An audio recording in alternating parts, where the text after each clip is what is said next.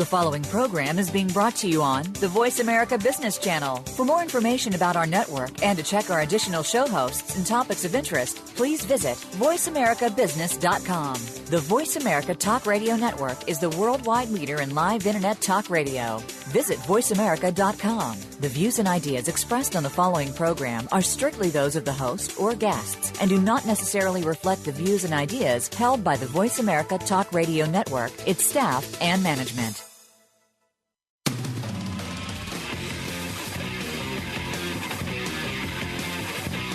Welcome to Game On Business Talk Radio with your host, Dr. D. Anthony Miles.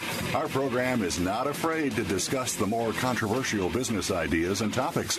Get ready for an unfiltered discussion of problems and solutions that today's businesses, large or small, face daily. Now, here is Dr. D. Anthony Miles. Hello, good morning. This is a Game On Business Talk with D. Anthony Miles. We have an awesome show for you today. We have a guest on, and we're doing our first show on a author showcase. The author showcase, we interview different authors of books and books that are cutting edge and books that are that are going to pique the audience interest. So today we have Dr. Mateen Diop. He's author of Inner City Public Schools Still Work. Let me give you a quick background on Dr. Diop. Dr. Diop is author of Inner City Public Schools Still Work, his latest book. He's an educator, author, magazine publisher, and he's also founder and publisher of All Things Educational Magazine. He is currently a professor of education at the University of the Incarnate Word and a director of instructional technology at San Antonio Independent School District. His education credentials are awesome. Dr. Diop has a doctorate in educational leadership and instructional technology from the Texas A&M University, Kingsville. Also, he has an MS in Education Administration from Texas A&M University, Kingsville as well. And he has a BS in History from the University Incarnate Word. He has an extensive experience background. He's also a former principal. He served in the United States Air Force for 6 years. He has traveled extensively throughout Europe and also received several medals of honor as a member of the armed forces. He has over 20 years of experience in the education sector. And Dr. Diop has written 2 books, and we're going to talk to him about his his second book. His book, Inner City Public Schools Still Work, is a riveting piece of work. So I want to welcome to our show Dr. Mateen Diop. How you doing, Dr. Diop? Dr. Miles, how are you, sir? All right. You still recovering from that game last night? Hey, man. Popovich is he's the penultimate leader in the basketball arena, man. I love Popovich. Leave my Spurs alone. Okay. I don't want you to get too excited. No, it was a good game up until the second quarter. Oh, that was a piece of work. I was not expecting that. I wasn't either. You're right. Well, goodness. Well, I want to ask you about your book. I actually made my daughters read your book, and I read it as well. Inner City Public Schools Still Work. Why don't you tell the audience what your book is generally about?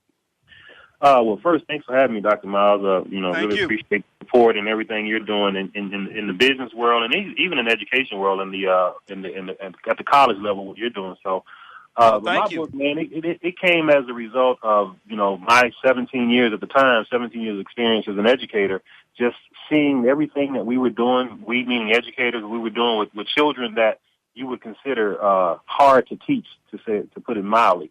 We were dealing with children that, a lot of people just didn't want to deal with. But we were also being blamed for the failure of public schools, and in particular in the city public schools. So I always had this thought. I'm like, wait a minute, I'm in the schools every single day. I see our children, I see our teachers, I see our parents. I know we're doing some good things, and I just believe that story needed to be told. And I didn't see anybody telling the story from our point of view. So that's where the book really came from. So I was a principal at the time, and I said, you know what, I'm just going to take some time off and write this book, and that's exactly what I did. I took a few months off of work, a leave of absence, and just wrote the book, and that's the one you have in your hand. I think your book is awesome. I think it should be required reading for teachers and principals. And what's interesting about your book is we've been knowing each other for a while. I think since, junior high school? Junior high school, that's right.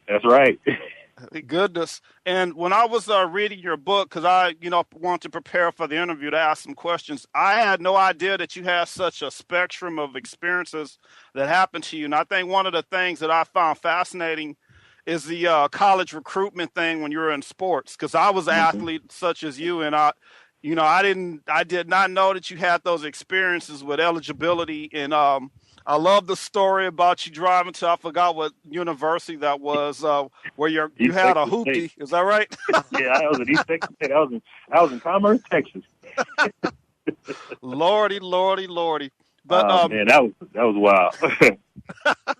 but it's those experiences that make that build your character. And I felt that when I was reading your story, I felt like that was my story because Right. like I said, we knew each other. But it's really fascinating that you may know somebody all your life, but you really don't know the background story of their script to their life. Right. And it was really, really touching. Some of the things that you put in your book, like one of the things that really captured my attention was the Alamo Heights experience. I forget what chapter that was. It looks like your editor probably edited some of it out because it looked like you didn't really want to say what you wanted to say. Am I hitting that right?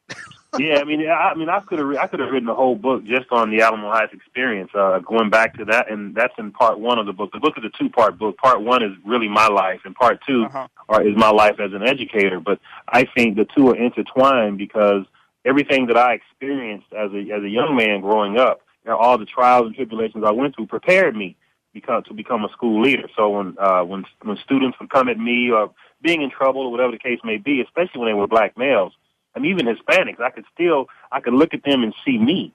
And I said, these are the same things that I did. So I know that we can grow from this. So I'm not so apt to want to just throw a child out because they got into a fight or they did something what we might consider horrendous. So that's really where that came from. And all those experiences I had at Alamo Heights, as a middle school student, the racism I had to endure and, all the stuff that I wrote about, there was no one there for me to talk to. There were no teachers that took me by the hand. None of that. I was always alone, and I always, to this very day, say it was God and God alone that basically just held my hand and walked me through all of this stuff. I mean, no parents, no nothing. It was always just me and the God that created me, and that's it. That's all I had. So that's how I got through that stuff, man. And I look back on it now, going, man, I would never want another child to have to endure those kinds of things, and we know about it.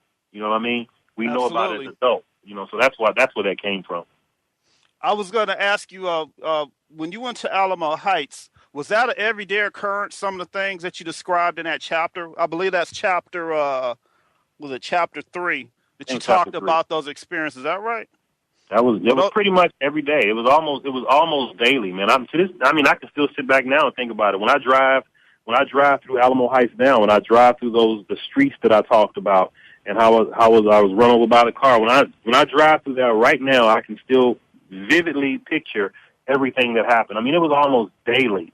I walk into the classroom, and if it wasn't something from a teacher, it was something from a student. So I always felt I was on edge. I always felt, okay, a fight is going to break out any minute because if somebody else says something crazy to me, then this is what I'm going to do. I was always trying to plan my reaction. Even if nothing happened, I had a plan for what I was going to do. So, I mean, that was a pretty, it was a pretty tough experience for a 13-year-old to have to endure. I could imagine. And also when you talk about that chapter, also what was really, really riveting to me was the teachers and also the students. So you had a two-pronged attack, right. Dealing with the teachers, because I remember something I read to Marva Collins, and I love the quotes that you have in the book. She says you can't teach a student unless you love a student. You agree with that? Absolutely. I mean, I was talking to some teachers the other day, doing some, just kind of getting some research for a new piece that I'm working on. These inner city teachers, they did extremely well on their state assessments. And I wanted to kind of what did y'all do that, I asked them what they did to be successful. But the first thing they said was, we care about our students. That was the first thing they said. We care about our students. So if you don't care for your children, how could you possibly teach them if you don't care about them?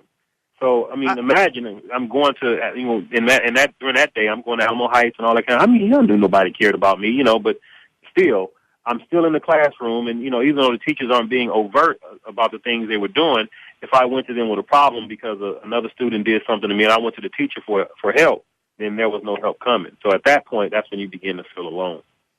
I totally agree with you. And I also share this with my daughters.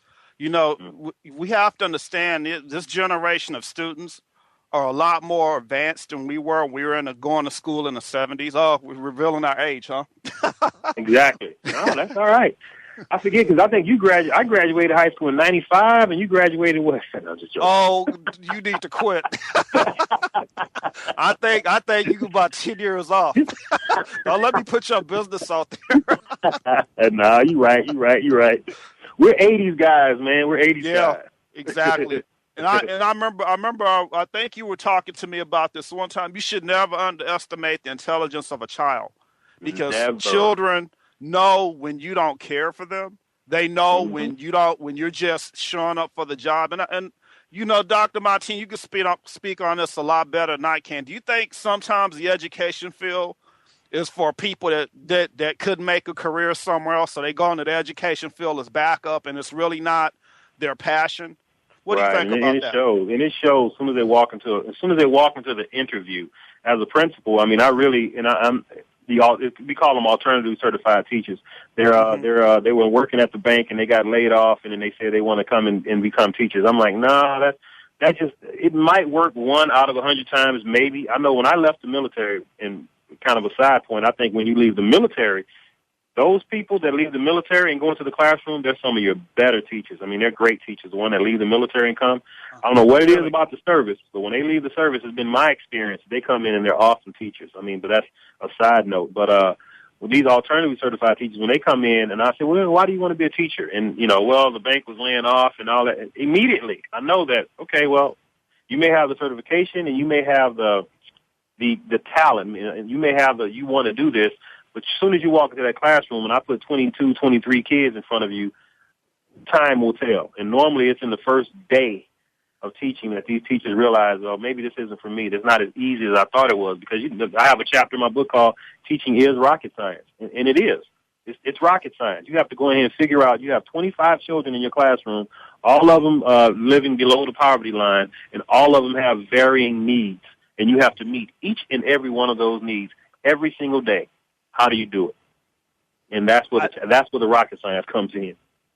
And you can pretty much, I guess, in the interviews, you can pretty much, since you've been in the field for the number of years, you can smell, you know, whether somebody's a good fit or not, because it may not be about credentials. It may be more about organizational fit or organizational affiliation. Like a lot of these people, and I've seen you discuss this, especially at one of the book signings. Well, you know, putting all of this emphasis on charter schools and public schools are the wasteland, and I think you did a admirable job in one of the chapters saying what the differences are, and a lot of people are miseducated about the charter school system, and you have a hotbed of talent. Of intellectual capital at the public schools, but you never know that because, you know, public schools have such a bad stigma attached to them. And, you know, I find that interesting because I came out of a public school and you came out of public school, and we both have doctorates. Absolutely. If you'd have told me if I was in junior high school and I was going to get a doctorate, I would have started laughing. Exactly. You and me both.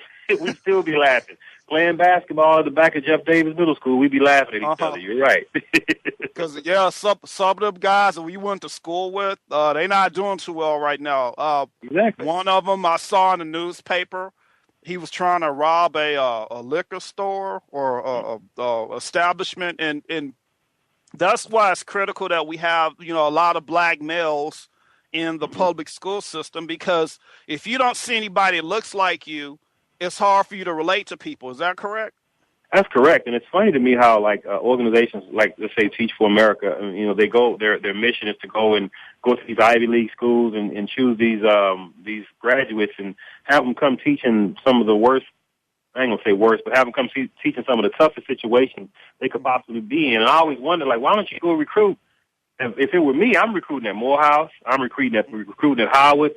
Most of the HBCUs, I'm going to recruit at those schools. I'm going after black men, because that's one thing that is, like you said, sorely lacking in our schools. We don't have any men, black, white, or otherwise. But in particular, we need black men in schools where there are predominantly black children. You have to have black men around, and that's what we don't have. We have black coaches, and those coaches, they know how to manage a classroom. They know how to manage a gymnasium, a football field, whatever. But we need them to go in and manage schools. We need to go in there and manage classrooms, and that's the shortage. We need to actually go out and recruit them, actively recruit them while they're in their freshman, sophomore year of college, and say, we want you to come out and we want you to be a teacher in our nation's public schools. And I think we need to do a better job of that.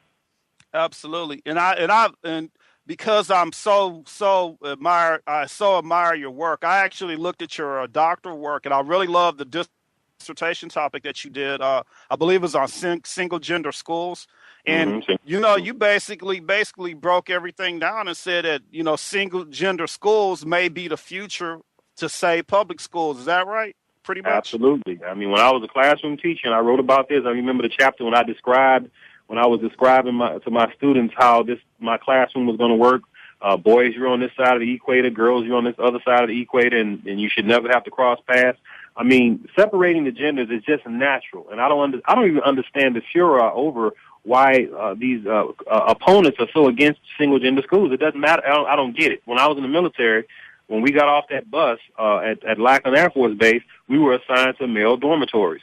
The females were assigned to female dormitories. You have a girl's bathroom, a boy's bathroom. You have a female this, a male that. So I don't understand why you think that when these kids come into a classroom that they're going to turn off their innate, their natural differences. Boys think differently than girls. It's not good. It's not bad. It's just different. And Absolutely. They have to be educated differently. So I don't understand the problem with putting them in the classroom. When I wrote my dissertation on single gender schools, my girls' class, Dr. Miles, my girls' class was just awesome. I mean, they were just some of the greatest girls. And my only criteria to be in that class was you had to be a girl. That was it. That's the criteria. My boys' class, you have to be a boy. I don't care nothing about your attendance, anything, just be a boy. And at that time, you had to be a boy on my campus. And those are my highest performing classrooms, the single gender classroom. So to me, that's one of the answers for inner city schools is we need more single gender schools. That's one of my answers, one of my solutions. Well, why do you think that the public school system has been a little bit resistant to going with a single gender model as opposed to the way they have it now? Because I totally get that. I just think boys act different in the presence of girls than they act in the presence of men. Because I remember something we had talked about a while back. You said you don't entertain boys. You train boys. Boys have to have structure. You boys, you don't like to see a boy not being focused and being, and playing in class, because it's like when both of us play sports, and I know you know this metaphor. When I play football, and I believe you said in your book you play football as well. And some of the things that I've carried with me throughout my life have been some of the things of coaches that have taught me playing sports and football. And obviously everybody's not an athlete, and you can only take so much of that and integrate it into the classroom. But I just know when I see men in classrooms, you don't see boys acting crazy because they're not going to challenge a grown man. Is that right?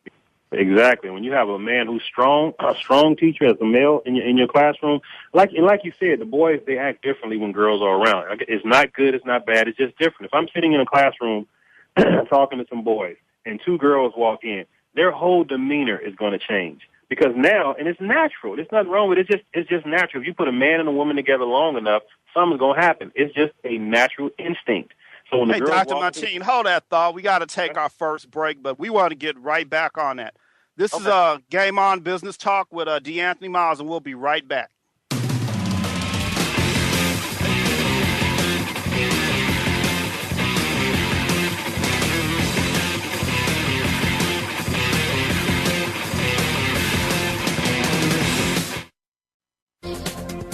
The business community's first choice in Internet Talk Radio. Voice America Business Network. How can we Americans realize our dreams to earn a living? How can you pursue your dream and make money as an owner or an employee? Learn how at The American Business Person, the online weekly radio talk show hosted by Rich Killian. Today's business leaders share how to succeed and what fails. If you own a new or established business or ever hope to, you must tune in. Join us every Wednesday at 3 p.m. Eastern Time, 2 p.m. Central, and noon Pacific on the Voice America Business Channel, or listen on demand to our archived shows. Today, enterprise technology is both strategic and global. Each week on CIO Talk Radio, IT thought leaders from around the world share their experiences with listeners as they discuss with Sanjog Aul how they are trimming costs and partnering with business to innovate and help IT become more competitive. This means better care for customers and improves the corporate bottom line. If you want to keep up with IT thought leadership, listen to CIO Talk Radio with Sanjog Aul every Wednesday at 7 a.m. Pacific Time, 10 a.m. Eastern Time on the Voice America Business Channel, the bottom line in business talk.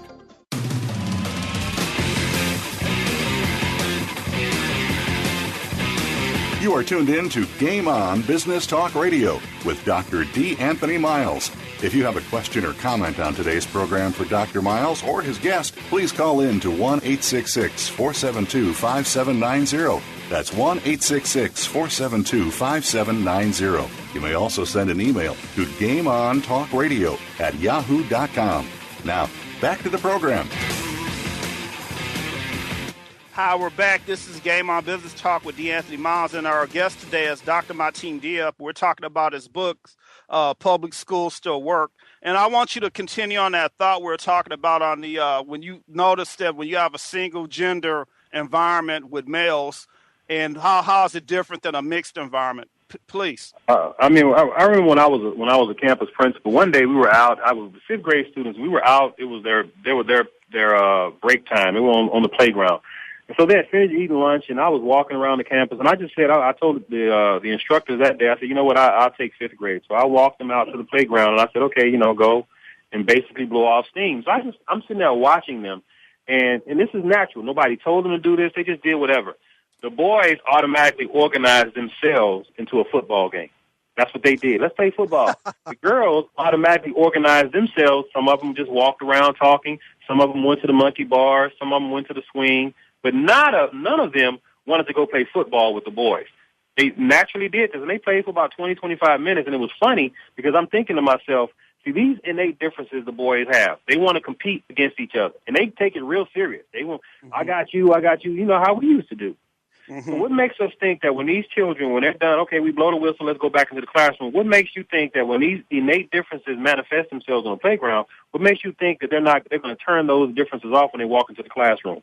Okay, now I'm no longer a boy. That same competitiveness they had on that playground, they have the same competitiveness in the classroom. Wherever they go, they want to compete. Now, we just have to, as educators, we have to be able to take that competitive nature of those natural differences and somehow incorporate those into our classrooms. And that's what a single-gender environment will allow you to do. I'll make one more point on that. For example, with boys, and this is research proven, boys, a lot of boys, they don't want to sit in a traditional chair. They have to sit in stools that are a little bit higher because they don't want to sit down. Some boys like to, how they sit on their elbows and write like that. They don't necessarily sit down. Well, in a co-ed classroom, they'll get in trouble for that. Teacher, he won't sit down, so I'm going to send him to the office. He won't sit down. He keeps standing up writing. I'm like, so let him stand up and write. What's the problem? But if you have a classroom with nothing but boys, then you can teach to those differences, So that's just one of the things that I've learned many things over the years, but that's one of the things that I found interesting. That is totally awesome. I was also going to ask you this, piggybacking on that as well. Do you think that African American boys have trouble with a white female teacher because she doesn't relate to their experiences and it causes them to be disruptive? And I could imagine if that was a single gender environment. What are your thoughts on that? Yeah, when you have a teacher that really doesn't understand the culture that he or she is teaching in, so let's say you have an Anglo teacher teaching in a classroom with nothing but black students, male or female, but nothing but black students. If that Anglo teacher does not take the time to understand the culture that she or he is teaching in, you're going to have problems. Now, I'm not saying that they can't be successful because they probably can, but I know you and I growing up, for example, when I left Alamo Heights, when I just ran away, I wrote about it, when I left Alamo Heights and ended up going back to my neighborhood, I felt so much more comfortable because now I'm around people who know me, people who care. I mean, I didn't walk in and say, okay, somebody make me feel comfortable. I just walked in, and as soon as I met the lady in the front desk, I automatically felt comfortable. And that's the same thing the teacher has to do. No matter your color of your skin, but if you're an Anglo teacher and you have black children from the hood, from the inner city, you have to understand the culture that you're teaching in. You have to understand the language that they speak. You have to understand the body language. You have to understand that because they talk loud doesn't mean that they're being disrespectful to you. That's just how they talk at home. And you have to understand, why are you so loud? You have to understand, you have to teach them basically behavior for society at large, if you would. They have to be taught that. And if you don't understand that, if you don't basically take that and really nurture it and show them that you care, you're going to have problems with them. Oh, I totally agree with you. I think that also has some relevance to the higher education system, because many times I went to, predominantly white school. And I remember a lot of times I was the only African American in my class. And, obviously some teachers are not used to, or professors not used to seeing, well, that we talk in the 80s or 70s back then. I'm still younger than you, but anyway. Yeah, you are actually. Yeah, I got you by a couple of years. It's all good, though. Oh, whatever. But you've probably had similar experiences going to, was it Texas A&M Commerce? Is that where you went? I went there, and it's funny. The experiences I had in commerce were, I was much older then, and I don't know, man. When I was going to school up there, it almost seems like a blur because I was so broke. I mean, sleeping in my car, and it was a different experience. Oh man, you talk about that a lot in your book. Those experiences. Oh, that was huge, man. I could feel your pain. You remember back when you were in college, you lived in a dorm. Your last meal was Friday night dinner. And then on Saturday, they didn't feed you breakfast. In my school, you didn't get breakfast. They only had what they call brunch. So on Saturday, I would eat brunch around noon, and I wouldn't eat again until Sunday, which again would be a brunch. And it was like that all year. Man, I think I weighed 140 pounds. I was so skinny. You really lost that muscle mass, huh? Oh, man, I'm telling you, it was gone. But I just didn't have any money, and I was just broke.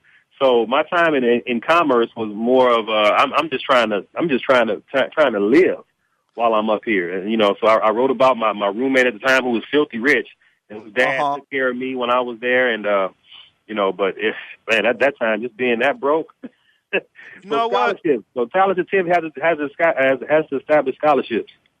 Absolutely, and also I think that those experiences shape your character. Because I remember being broke and have to eat bagels while I was going to, I attended UTSA, and, I didn't have a lot of money. I was paying by tuition, and, I wasn't to get the athlete that you were. I didn't get a basketball scholarship. I had to go out there and make it happen. But the thing about those days that when we struggled, it seems like I think you're a better person because it built your character, I didn't learn how to study in college until I was almost a senior. Yep. You and me both. A lot of those things, I remember I didn't have a computer, and I'm having to do computer work at the school, and these kids, they just have it so different now that everybody pretty much has a laptop at home.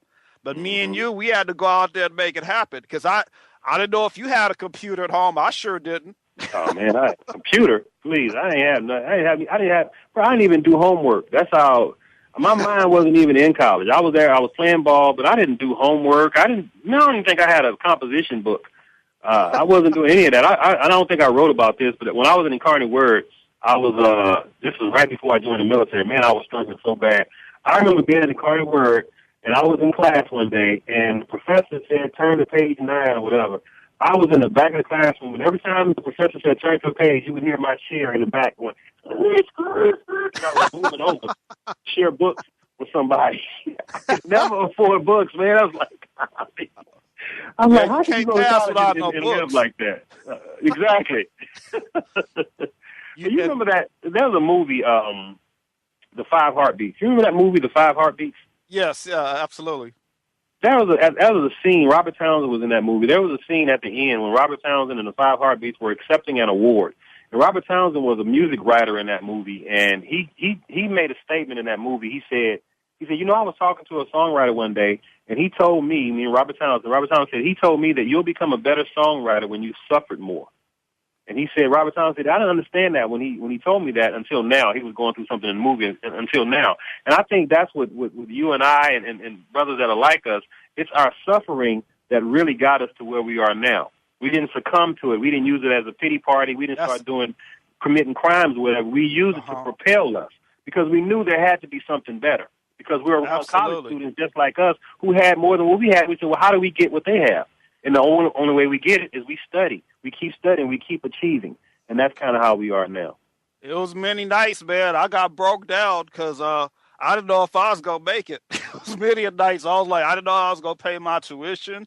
Yep. I didn't know how I was going to, pay these bills and pay my tuition. But that's such a prophetic statement in that movie because suffering brings out humility in you. And that's what I get from your book.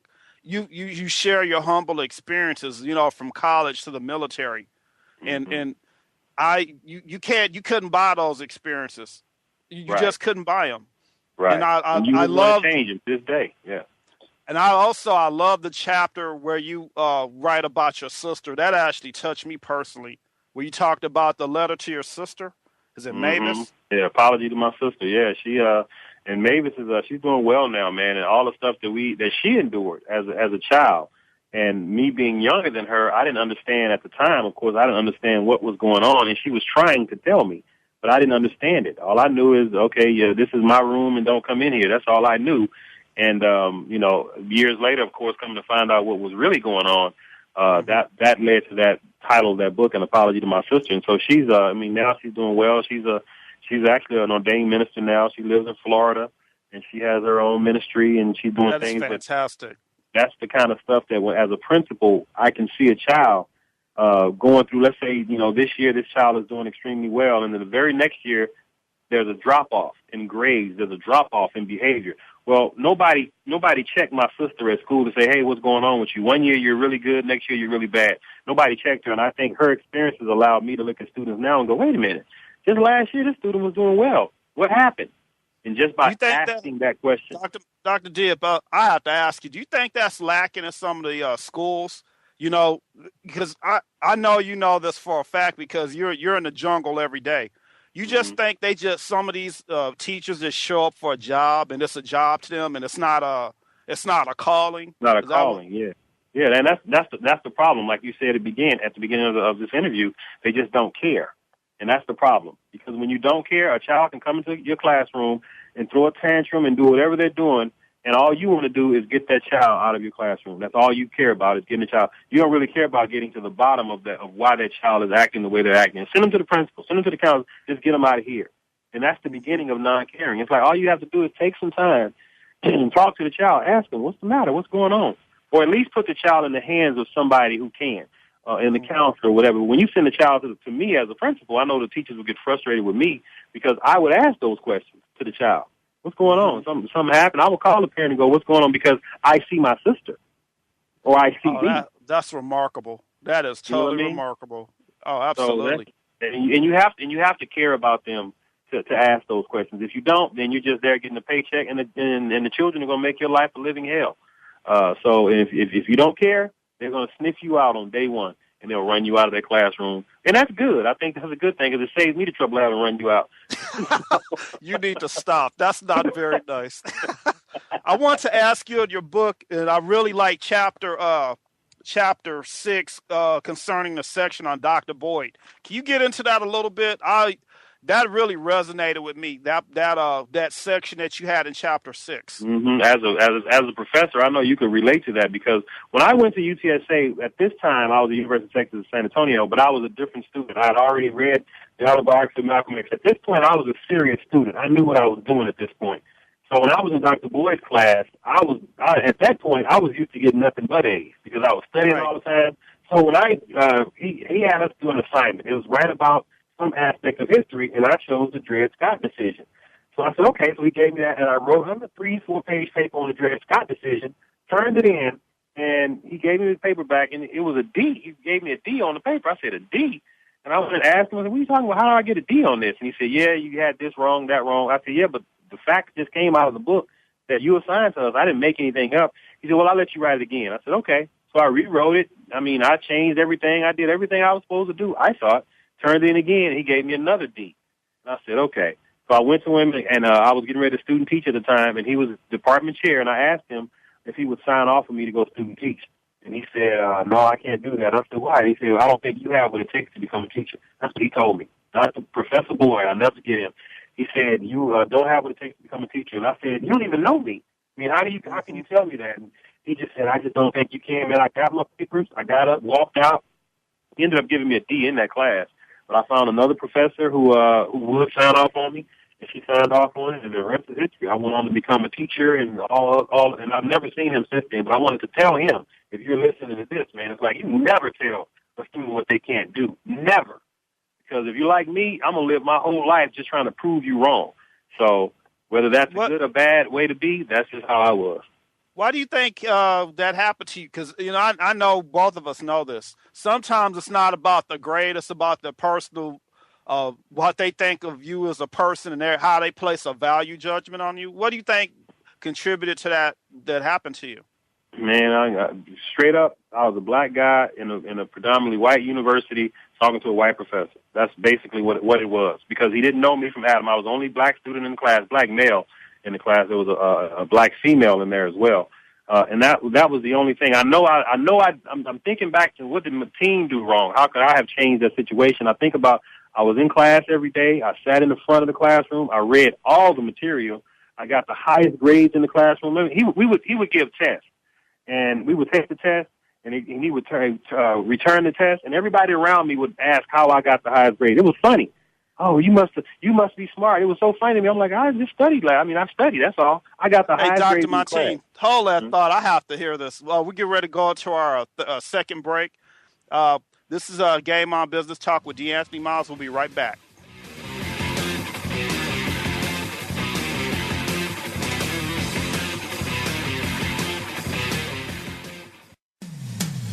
When it comes to business, you'll find the experts here. Voice America Business Network. If you currently or aspire to serve on a board or work in a leadership capacity for or with a public or nonprofit organization, where can you turn to get the best advice and practices? How about Leadership Matters with Dr. Cheryl G. and Jenny Frumer? Our program discusses challenges facing both public and nonprofit leaders. Don't miss these practical solutions and tips to enhance your leadership style and effectiveness. Leadership Matters with Dr. Cheryl G. and Jenny Frumer airs live Wednesdays at 2 p.m. Pacific, 5 p.m. Eastern on the Voice America Business Channel. Are you feeling slammed and suckered in today's stock market? If so, then you need to tune in to Profitable Investing with Jordan Kimmel. Every Thursday at 8 a.m. Pacific Time, Jordan Kimmel will train you in what you can do to beat up the big boys on Wall Street, as well as share his secrets to success so that you can buy and sell like a profit-pumping pro. Grab the bull market by the horns and listen to Profitable Investing with Jordan Kimmel. Every Thursday at 8 a.m. Pacific Time, right here on the Bottom Line in Business Talk, Voice America Business. Is your business model robust enough? In today's ever-changing business environment, people are working to transform themselves, their futures, and their business. Tune in to Business Reinvention with your host, Nancy Lynn. To stay ahead of the game in business, you have to constantly reinvent yourself and your organization. With Nancy's experience and that of her guest experts, you'll learn from stories of inspiration, innovation, and forward thinking. Listen for Business Reinvention, live every Monday at 4 p.m. Pacific Time, 7 p.m. Eastern Time, on the Voice America Business Channel. When it comes to business, you'll find the experts here. Voice America Business Network.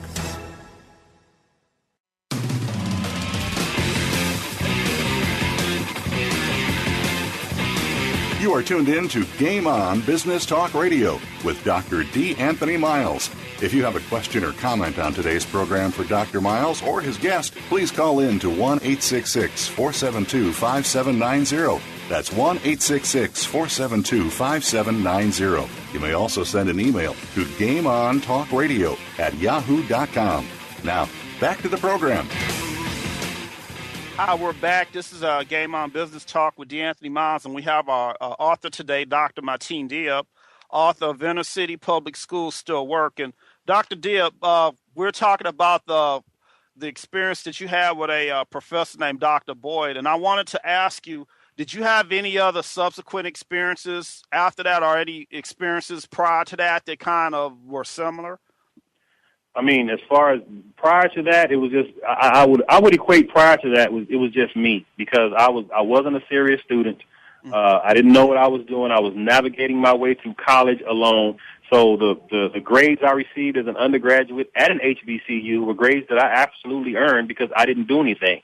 I figured because I'm an athlete, I can make this happen, and I'm just going to keep playing basketball, and nobody's going to say anything. So I equate all of that just to me and my ignorance, and I just didn't know what I was doing.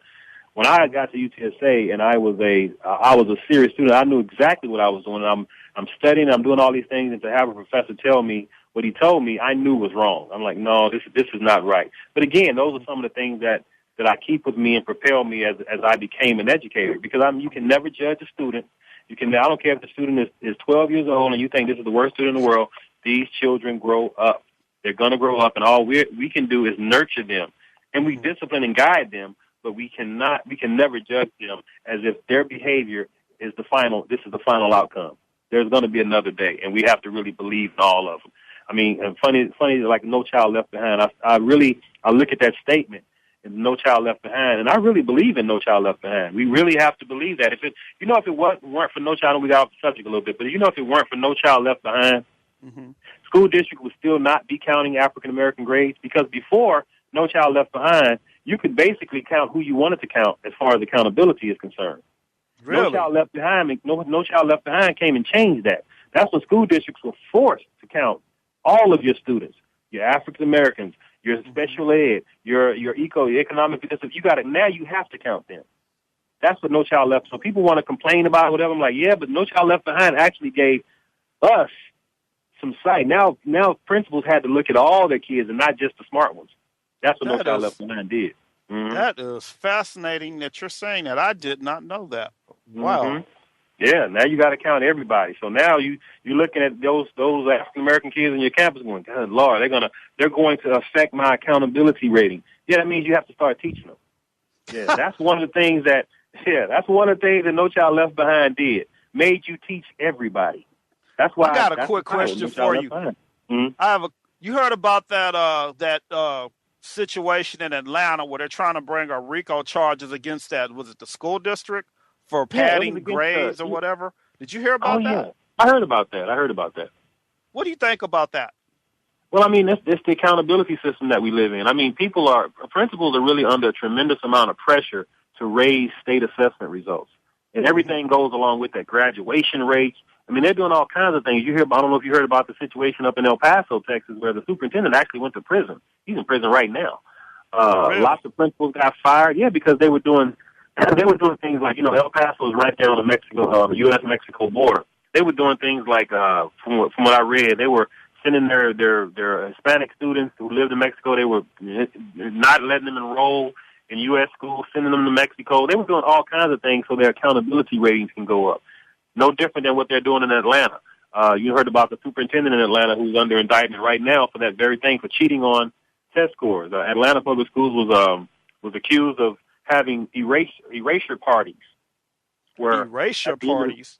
Yeah, man. They would at the end of when students finished taking their state assessments, the teachers would just take all the test booklets home and erase. This is alleged. Erase answers and put the correct answer. That's what they would. And so Atlanta Public Schools, test scores went way up. And matter of fact, that superintendent was given an award for Superintendent of the Year because the test scores were up so high. We'll come to find out they're being accused of cheating and they're being investigated and all that kind of stuff. So there's a lot of pressure for accountability, and that's why I was so proud of my staff. When I was a campus principal, our scores went up, man. We went up one year like 45, 50 points in writing, for example. Like all of our black kids passed. I mean, so, and I know how we did it. So come on, investigate me because I know exactly what we did. And our teachers know what we did. So, but that accountability, this accountability era that we live in, it's a lot of pressure. So that's kind of I guess you could almost say one of the negative things with No Child Left Behind. But at the same time, it's forcing you to look at all your students. Interesting, interesting. Based on your experiences in your book, would you say that the school system needs to be reformed, or you think it needs to do you think it needs to be lightly tweaked in terms of public schools? What do you think? Man, it just needs to be tweaked. When you say public schools, it's inner city public schools. Let's get that completely clear. It's inner city I'm public sorry. schools. One of the things I think inner city public schools needs, we need new buildings. We need new buildings. We need those modernized with that wireless infrastructure. We need new buildings in our neighborhoods. That's what you have in the suburban communities. When you go out to one of these suburban communities in whatever community you live in, the first thing a family looks at is, what do the schools look like? I mean, how are the schools? And when they drive down the neighborhood and they see that elementary school that looks like a small college, they love to send their children there. But if you see some of the buildings in our inner city schools, that's a turnoff because the buildings are so old. You have buildings. I also noticed 50, you have an extensive background in school technology, and I think you're an advocate of integrating technology in schools. Like, I think some schools, I know the Texas A&M was doing this. Any student that entered the university got an iPad. Would you agree? Man. You think that could be replicated in some of the inner city schools? Give those kids. We're already doing it. Yeah. Is that right? Wow. Yeah, we're doing it here in our district. We have a pilot program. We took away. We had I think they were freshmen, biology students at the high school level. We took away their physical textbook and gave them the Amazon Kindle to use, and we put their textbook on the Kindle. So of course their learning went sky high. And it's funny. You know how they lose textbooks at the end of the year, and we have this textbook audit. Absolutely. They didn't lose not one Kindle. We issued 50 and we received 50 at the end of the year, and they were always on their Kindle because not only can they read their book, they can surf the web, they can do all kinds of things. So they never lost it. They personalized it, and their learning, of course, went way up. I mean, they were actually able to go in, and it's a science book, so they can go do experiments right there on their Kindle. So, yeah, man, if you can afford that one-to-one initiative, that's great. I mean, we have 50,000 students in our school district. It's a little difficult, but, I mean, we're getting there sections at a time. But if you have a smaller school district, one-to-one iPads, and, that's a great thing if you can do it. Oh, that is awesome. And I know you're an advocate of this. You're not a good teacher if you can't teach a student that wants to learn. Well, what do you think about that statement? Absolutely. If a student wants to learn, half your job is done because the student wants to learn. So if a student wants to learn, that means chances are his or her behavior is going to be that of, I'm an active learner. Now, it's up to you as a teacher to always be a lifelong learner. Your students should not come in classroom knowing more than you, especially about your subject. They haven't even lived long enough to know more than you. So and going back to your point about technology, that's why as teachers, as educators, we have to be at the cutting edge of emerging technologies. We have to know what cloud-based technologies are. We have to know how to use interactive smart boards and mobile devices. We have to know how to use those things to the point where we can teach them in the classroom. If you don't know it as a teacher, with today's students, you're going to struggle a little bit. I have a thing that I do, hip hop in the classroom. I have a presentation that I use that I teach using how to use hip hop to teach reading and writing. And I use different technologies. Oh yeah, man. I mean, it's great. And I'm not talking about I create a rhyme over science concepts. I'm not talking about that. I'm talking about I use today's music, Jay-Z, Eminem, and Tribe Called Quest, Common. I use their music that they put out right now and show them how that music can be used in the classroom. And I give them samples. Like, listen to Eminem right here. Listen to what he's saying. Isn't that an alliteration? Isn't that a homophone? Yada yada. And that's what I do with my staff development. That is remarkable. How did you come up with that idea to do that? You must have been talking to Dr. Kelly, huh?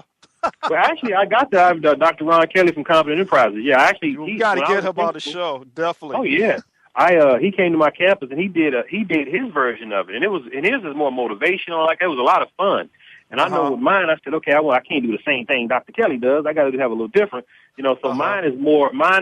I take the student expectations, what the students are supposed to learn, the state of Texas. I take those student expectations, and I just listen. I'm listening to music all the time. My DJ I have an actual DJ that rolls with me. He's an actual, this guy, that's all he does is music. So we always have these conversations. I say, hey, man, did you hear this song by Jay-Z? And he's like, no, I heard it. So we'll listen to it. I say, that's a concept and a student expectation. So I just take that music, go in front of a classroom or go to teachers and say, hey, this is what the kids listen to. Now you need to show them how this music relates to what they're supposed to be learning in the classroom. I totally get that. We have a lot of dinosaurs that are still teaching, trying to write notes on a blackboard. They don't. I've actually seen teachers that didn't know how to use Microsoft Word, Excel, like they can compute their grades and be done with them. Right. And I don't know, is that something that we definitely need to look at, is how computer literate some of the teachers are? Because some of them, like you said, it's a paycheck to them, and they're just showing up. They're not technology literate or computer literate. And nowadays in their contract says that they have to be computer literate now, and their contract says that. But you're right though. Those basic concepts like Microsoft Word, and honestly, the teachers don't have to compute their grades anymore. We have grade book programs that do that. Okay. I mean, all the teachers have to do is enter the name of the assignment and enter the student grade, and the system does the rest. So we've taken all that burden away from teachers. But they have to know how to use the Microsoft Word and PowerPoint, Excel. Those are basic programs they should be using. I'm talking about you need to come in and know how to use the Promethean board, and know how to use an interactive whiteboard, know how to hook up a projector and those kinds of things, digital cameras, and man, this list goes on and on.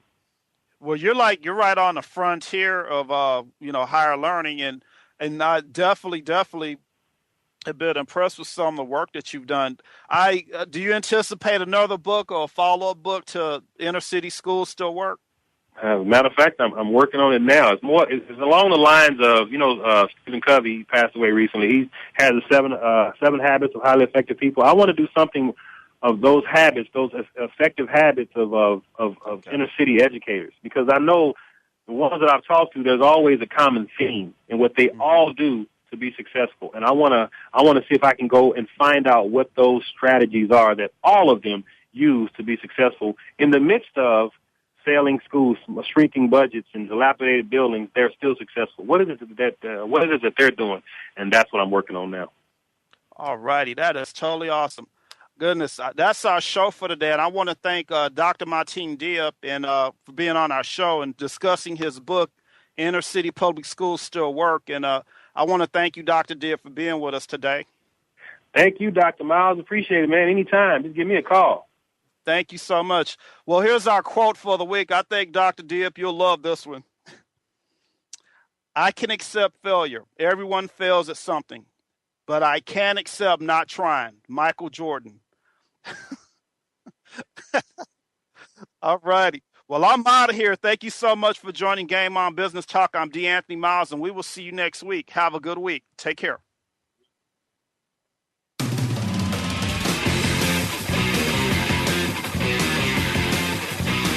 Thank you again for listening to Game On Business Talk Radio. Please join your host, Dr. D. Anthony Miles, again next Wednesday at 9 a.m. Pacific Time and 12 noon Eastern Time on the Voice America Business Channel. We'll engage in more unique and exciting discussion topics then.